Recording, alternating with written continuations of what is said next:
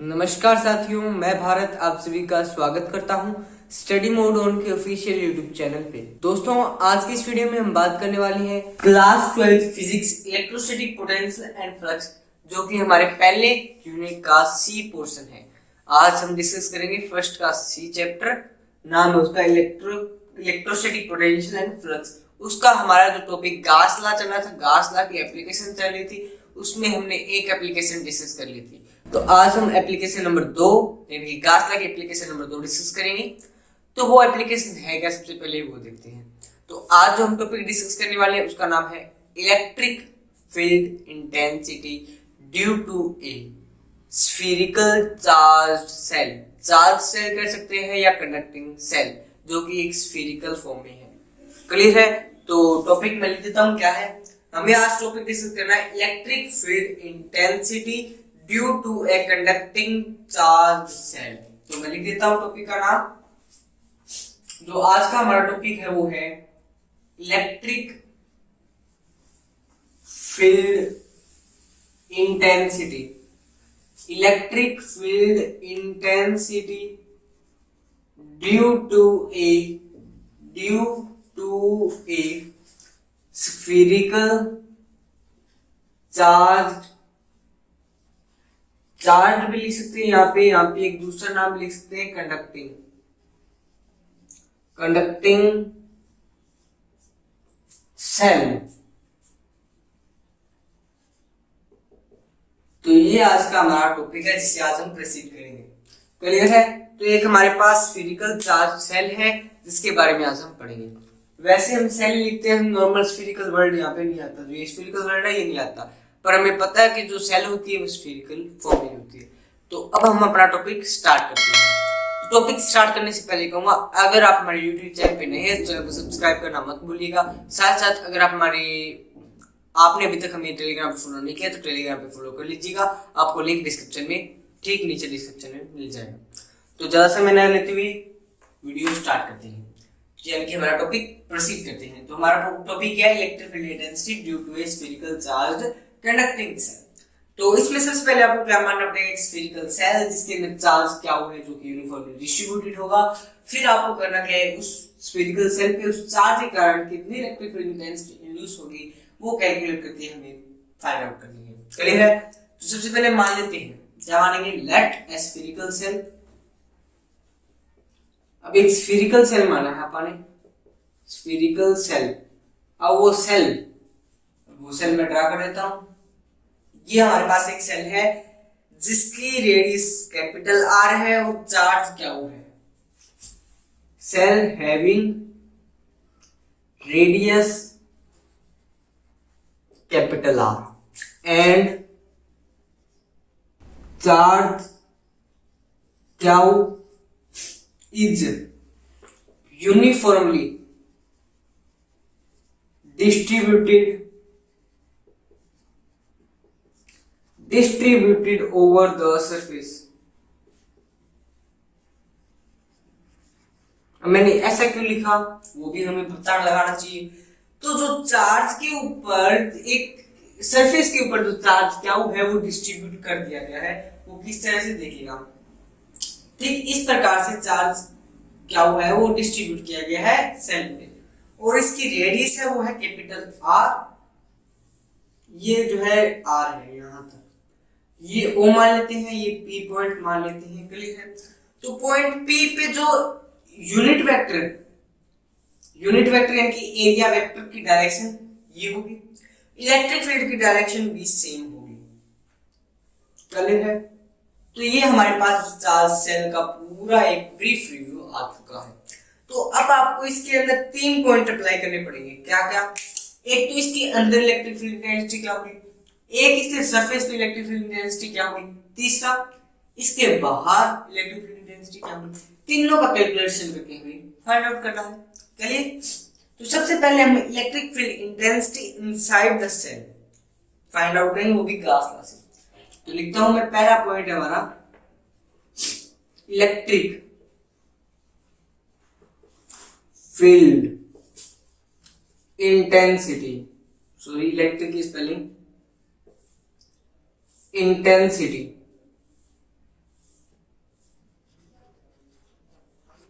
Intensity, electric field intensity. तो guys अब हम यहाँ पे जो हमने चार्ज किया के कारण इलेक्ट्रिक फील्ड इंटेंसिटी निकालनी है, इसके अंदर क्या होगी। तो उसके लिए सबसे पहले हमें गास लॉ लगाना पड़ेगा। तो गास लॉ लगा देते हैं, अप्लाई गास लॉ। तो अप्लाई गास लॉ करेंगे हम। जैसे गास लॉ अप्लाई किया हमें क्या प्राप्त होता है। गास लॉ होता है क्या, ई डॉट डी एस है वो किसके इक्वल होता है, क्या होगा, एप्सिलॉन नॉट। क्लियर है। तो ये होता है गास लॉ।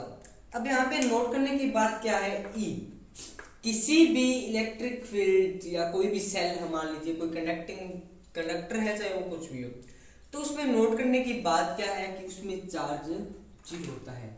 यहाँ पे अंदर जीरो चार्ज है, चार्ज जीरो है। तो चार्ज जीरो है तो इसका मतलब क्या हुआ, देखिएगा E dot D S zero किसी से डिवाइड पे कोई मतलब नहीं पड़ता। तो ये जीरो, ये जीरो तभी हो सकता है, सरफेस एरिया जीरो हो नहीं सकता, क्योंकि किसी का एरिया तो होता है, चाहे वो माइनस में होता, जब माइनस वैसे नहीं होता, पॉइंट ऑफ व्यू होगा एरिया जो। तो बचा ई, तो इसका मतलब क्या है, इलेक्ट्रिक फील्ड इंटेंसिटी है वो जीरो है एट इनसाइड सेल। सेल के अंदर है वो इलेक्ट्रिक फील्ड इंटेंसिटी जीरो होगी। पहला टॉपिक तो ये आ गया आपका, क्लियर। तो अब दूसरा लेते हैं हम सरफेस पे। सरफेस पे लेने से पहले हम आउटसाइड का डिस्कस कर लेते हैं, क्योंकि आउटसाइड और इनसाइड में थोड़ा बहुत फर्क है। क्लियर। तो आउटसाइड देखते हैं। ये आपको याद रखना पड़ेगा, इनसाइड में क्या आया था, E is equals to zero, याद रखना।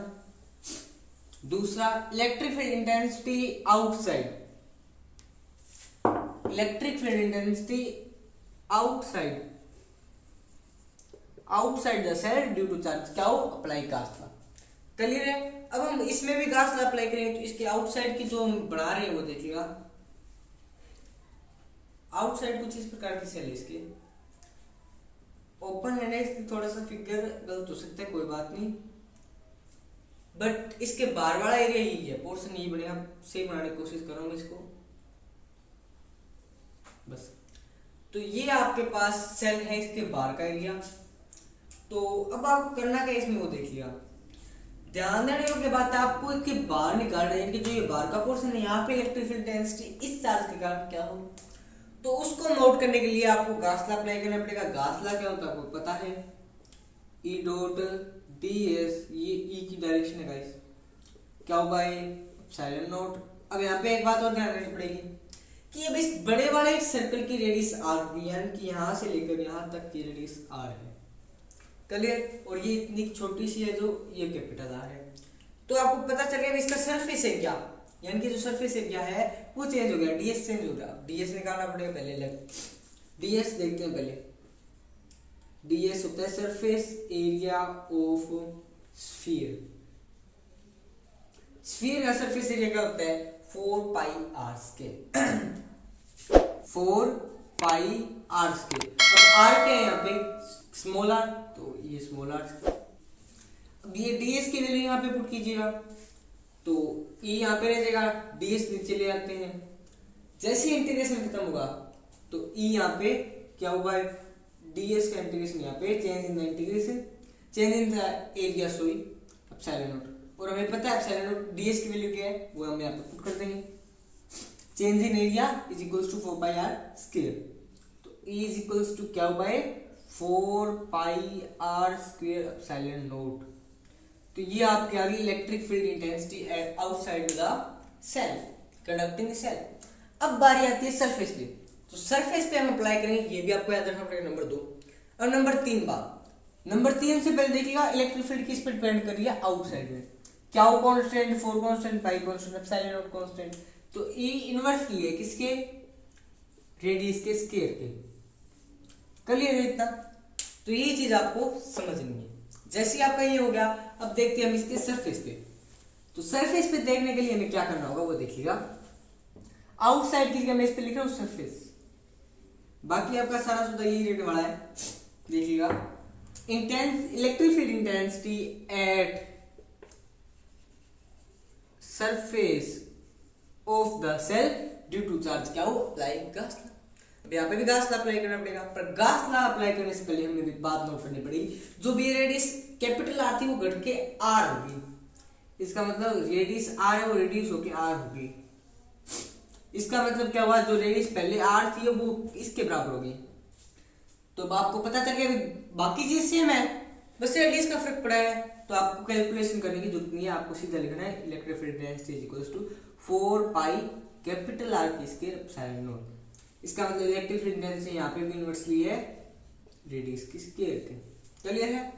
तो अब यहाँ पे आपने तीन चीजें कैलकुलेट की, एक तो ये, दूसरी ये चीज की थी, पहली आपने ये की थी। तो अब इससे हमें ग्राफ बनाना होता है, वो ग्राफ देखते हैं सबसे पहले। तो ग्राफ कुछ आपको इस प्रकार मिलेगा। अब देखिए ग्राफ होगा किस किस के बीच में, ई और आर के बीच में। यहाँ पे ई है, यहाँ पे आर है। ये कुछ इस प्रकार का ग्राफ होगा आपका। यहाँ पे ई मैक्सिमम होगा। ई मैक्सिमम कब होगा, जब R is equals to R होगा और वो डिक्रीज होता जा रहा है, यानी कि वो इन्वर्सली है किसके, 1/r²। तो दोस्तों जो आज का हमारा टॉपिक था वो मैंने आपको क्लियर छोटा, तो ये देखिए ये ग्राफ भी क्लियर हो गया ई और आर के बीच में। आर कौन सा है, स्मॉल आर, सॉरी यहाँ पे कैपिटल आर नहीं थी, स्मॉल आर है। इलेक्ट्रिक इंटेंसिटी और द रेडियस, रेडियस के बीच में ग्राफ है। तो ये ग्राफ भी कई बार आ सकता है, या तो ये ग्राफ आएगा आपके पेपर में, या ये रिलेशन इन तीनों में से एक, ये, या पूरा क्वेश्चन पूछ सकते हैं इनसाइड, आउटसाइड और सरफेस पे, तीनों में से एक। यानी यहाँ से कुल मिलाकर 6-7% बनते हैं जो कि आपके एग्जाम में आ सकती हैं।